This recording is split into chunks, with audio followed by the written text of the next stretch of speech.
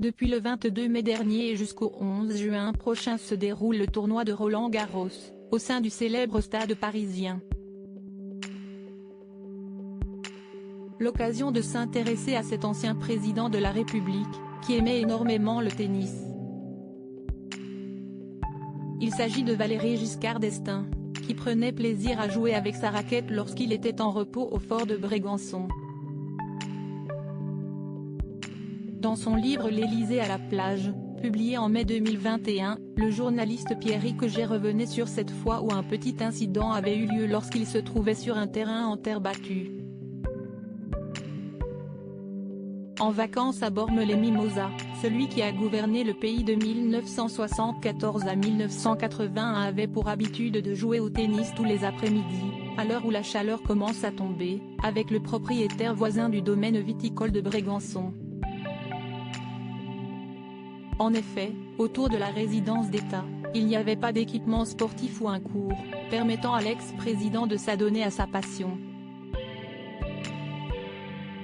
Dès son premier séjour dans le Var, explique notre confrère dans son ouvrage, Valéry Giscard d'Estaing fait la connaissance des Thézenat, proches voisins, qui possèdent le château de Brégançon, ses 52 hectares de vignes et ses 400 hectares de forêt, depuis 7 générations.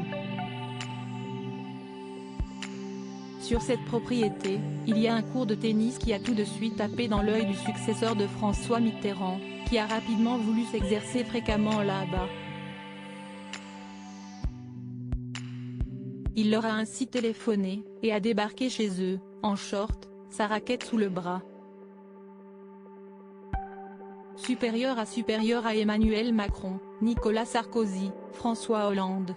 Les présidents en toute décontraction à Brégançon ou une passion débordante, mais un talent moindre? Le voilà donc invité pour jouer régulièrement au tennis avec ses voisins, souvent accompagné de son professeur.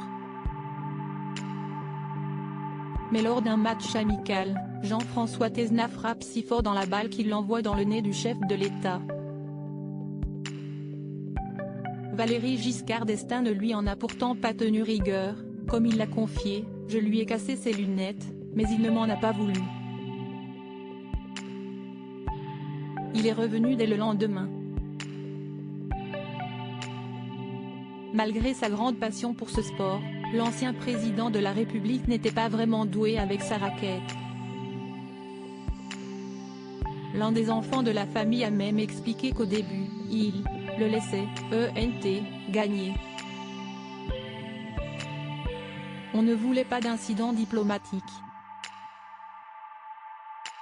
Mais un jour, je me suis rebellé et je l'ai battu à plate couture. Il a fait savoir qu'il ne voulait plus jouer contre moi en simple, affirmait celui qui avait 18 ans au moment des faits. Ambiance. Article écrit avec la collaboration de 6 médias Crédit Photo, Rindolph Jacovide.